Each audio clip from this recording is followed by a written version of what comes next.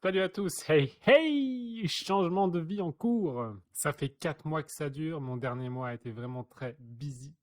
Mais j'arrive au bout et je trouve enfin un moment pour faire une vidéo. Ma passion pour la finance et les cryptos est restée intacte, c'est simplement que j'avais énormément à faire dans ma vie avant de vous retrouver. Alors je suis pas encore pleinement opérationnel, mais je profite de ces quelques jours où je peux ralentir un peu pour enfin me poser et vous faire une petite vidéo. Et avant de parler de crypto, j'avais envie de vous parler d'oser.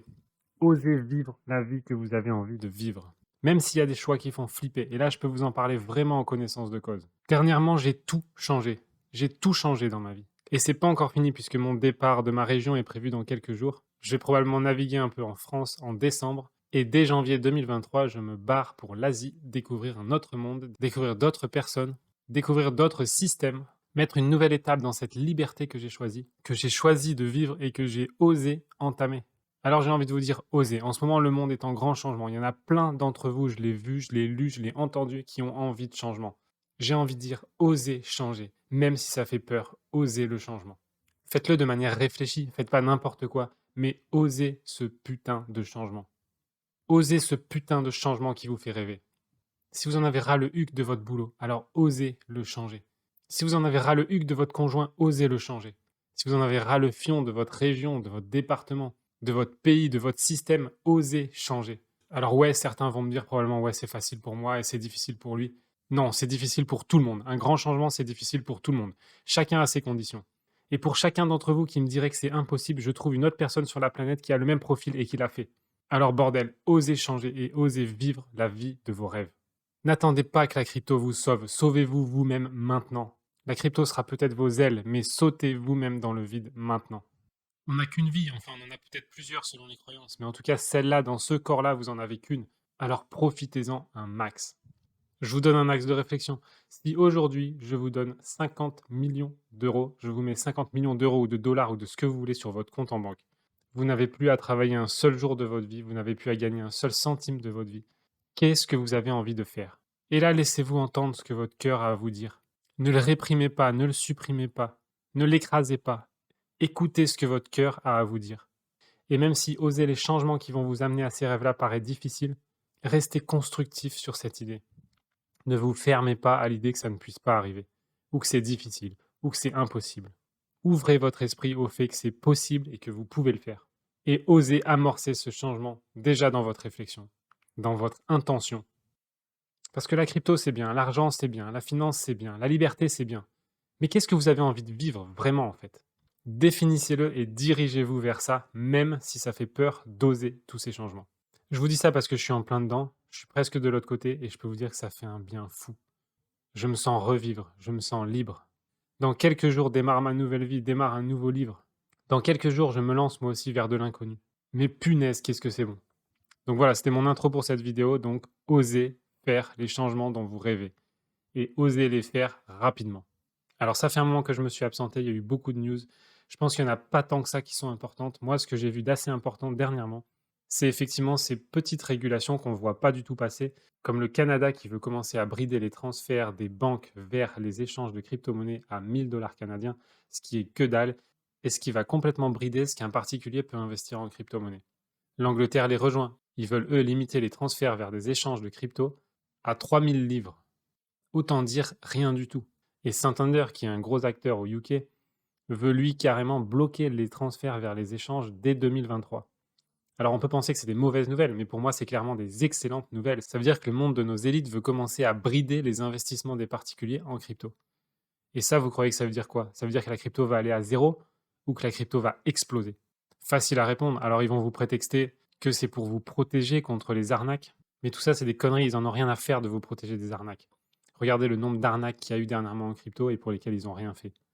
Donc clairement, si les gouvernements et les banques veulent limiter les investissements en crypto-monnaie, c'est que la crypto-monnaie va exploser, qu'elle est là pour rester, pour durer et pour prendre d'assaut le monde de demain. Alors maintenant, je ne vais pas faire une vidéo après tant d'abstinence, je vais dire, pour ne pas parler de XRP. Et XRP reste malgré tout en bonne forme malgré un marché assez pourri. Et si vous vous souvenez, je vous avais déjà parlé d'un pattern qui pourrait se répéter, et bien que le passé n'a jamais défini le futur, je le redis encore, ce pattern continue de se dessiner. Je vous en avais parlé simplement après cette bosse ici, la première fois. Ensuite, je vous en ai reparlé ici, je vous en ai reparlé ici, et je vous en ai reparlé ici. Et là, on est en train de dessiner ce premier saut. Et si on regarde ici cette zone, ben, on a exactement la même chose. Ici, on a une montée, une remontée, une descente, une première petite bosse. Et c'est exactement ce qu'on retrouve là. Une montée, une redescente, une remontée. Et on en est à la première petite bosse. À peu près à la même période qu'en 2017. Donc pour l'instant, le pattern continue tout simplement de se jouer tranquillement. Il nous resterait éventuellement une deuxième petite bosse. Et après, attachez vos ceintures. Ça, c'est si effectivement le schéma se reproduit. Ce qui reste certes aussi probable que moi, je reste en France toute l'année. Alors, peu importe les graphiques, puisque Ripple va bien, XRP va bien et continue de se développer. Moi, ce que je vois surtout, c'est que malgré ce procès contre la SEC, Ripple est en train de grandir à une vitesse phénoménale. Ils ont maintenant intégré les NFT sur le XRPL, ce qui du coup tout de suite va permettre l'intégration des NFT immobiliers et donc des transactions immobilières sur le XRPL, et notamment grâce à Proper Home.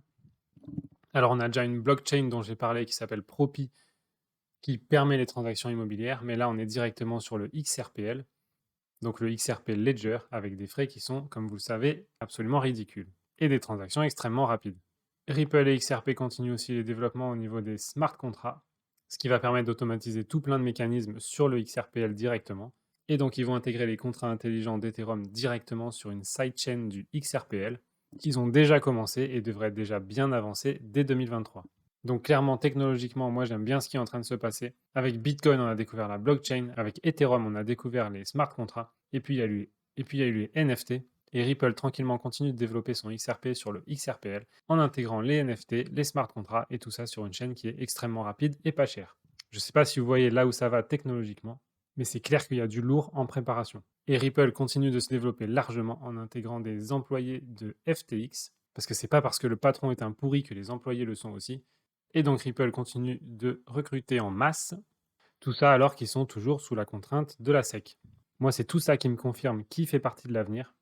Et d'ailleurs, récemment, j'ai une bonne amie à moi que je considérais très intelligente financièrement, qui s'est mis en tête de réinvestir dans la crypto-monnaie, et elle a commencé à creuser de manière très objective, peut-être davantage que moi vis-à-vis de XRP justement, même si j'essaie de le rester aussi. Et le résultat de ses recherches a été d'en shortlister 3, dont son plus gros investissement sera le XRP, suivi du H-bar et du Quant. Donc je suis effectivement 100% d'accord avec ses choix, sans pour autant l'avoir influencé, puisque elle-même m'a dit qu'elle n'était pas influençable. J'aime ça. Bref, tout ça pour dire que finalement ça avance bien du côté de Ripple et XRP, qui a un gros potentiel, et attendez de voir que la SEC lâche l'affaire, parce que finalement Gary Gensler, qui est à la tête de la SEC aujourd'hui, est en train de se prendre des claques dans tous les sens, puisque notamment il nous casse bien les bonbons avec cette affaire SEC versus Ripple, alors que Ripple est une société tout à fait viable, et pendant ce temps il laisse des escrocs comme FTX voler des milliers de gens sans rien dire. Et oui Gary, toi aussi t'es un escroc, et ça va bientôt se savoir, puisque notamment la SEC n'a rien fait pour Terra, Celsius et FTX qui étaient du vent, et pourtant continue d'emmerder un Ripple qui pourrait pourtant s'avérer bien plus honnête que tout le monde le prétend. Gary Gensler, lui, est en train d'être détesté et de se faire virer de partout, et finalement Ripple n'est peut-être pas ce que tout le monde pense ou dit, mais que c'est peut-être un catalyseur qui va permettre de faire remonter le caca et peut-être délivrer le monde de beaucoup d'escroqueries. Ethereum, par exemple, n'a rien fait de tout ça et a juste prouvé qu'il y avait toujours plus de corruption, même au sein d'Ethereum. Bitcoin, lui, est bien plus sain au niveau technologique, par contre, il y a un gros problème d'environnement. Et selon moi, il n'y a vraiment que XRP qui répond à tous les critères en ce moment. XRP, c'est vraiment une techno extraordinaire, mais tout le monde a les yeux rivés sur BTC ou Ethereum. Et ça, c'est bon signe. Et quand je dis ce que je pense de Ripple et XRP, là, je fais pas de la spéculation. Ripple est partout, il grandit, ils embauchent, et ça sent l'adoption à plein nez. Alors préparez-vous. Et en tout cas, cette affaire FTX rappelle une fois de plus de ne pas laisser votre argent sur les échanges. Laissez un minimum sur les échanges, mettez un maximum sur vos wallets personnels. Il y a notamment le Descent que je recommande en priorité. Vous aurez des liens avec des réductions sous ma vidéo. Il y a plein d'autres wallets si vous voulez, mais en tout cas, laissez un minimum. Par exemple, ce que vous voulez trader, laissez juste ça sur les échanges et mettez le reste en sécurité et à l'abri. Si vous voulez comprendre pourquoi vous n'êtes pas à l'abri sur des échanges et que vous êtes plus à l'abri sur des wallets personnels, j'ai fait une vidéo, je vous la mets en haut à droite, n'hésitez pas à la regarder. Voilà, et pour finir, où en est-on de ce procès SEC versus Ripple? Donc j'aime bien ce résumé, donc depuis 2020, l'affaire Ripple SEC se veut riche en rebondissements. Dès le début du procès, Ripple rallie différentes institutions et acteurs crypto à sa cause, et ça c'est super important d'avoir du support d'autres acteurs crypto. S'ajoute à cela une longue liste d'utilisateurs comme vous et moi et d'investisseurs considérés comme des victimes latérales. Alors que la SEC pensait être à son avantage, la situation a changé du tout au tout. Un grand nombre de personnes prédisent même la victoire de Ripple, et ce depuis plusieurs mois. En septembre, donc, la juge oblige la SEC à remettre les documents de Inman à l'avocat de Ripple. Effectivement, ces documents sont très compromettants pour la SEC. Donc aujourd'hui, ces documents peuvent être rendus publics. Et on pense effectivement que la SEC devrait envisager une négociation pour ne pas se mettre en porte-à-faux et ne surtout pas les rendre publics. Donc en gros, si le procès va au bout et que l'affaire est jugée, alors la SEC ne pourra pas garder ses emails secrets. Donc s'il y a vraiment eu beaucoup de corruption, la SEC va vouloir sauver son cul et donc trouver une solution amiable avec Ripple. Quand reste la grande question. Alors quand, justement? Donc le 18 novembre, la juge Torres a reçu et approuvé 16 demandes. Ripple et la SEC disposent de 6 jours à compter d'aujourd'hui pour y répondre, la date butoir étant donc le 30 novembre. Pour l'heure, tout semble indiquer une victoire écrasante de Ripple contre la SEC, sauf revirement bien sûr puisque la SEC fait ce qu'elle veut. En tout cas, comme je vous l'ai dit, si vous êtes un investisseur sur XRP, attendez-vous à une résolution du procès et donc à une explosion du prix entre maintenant et peut-être la moitié 2023. Mais comme je vous l'ai dit, à mon avis, on ne sera pas prévenu, et si on n'est pas prévenu, c'est plutôt tôt que tard. Allez, bisous à tous, la prochaine fois que je ferai une vidéo, je serai plus au même endroit. Je serai de l'autre côté, dans ma nouvelle vie, et dans tous les cas, je vous dis à très vite.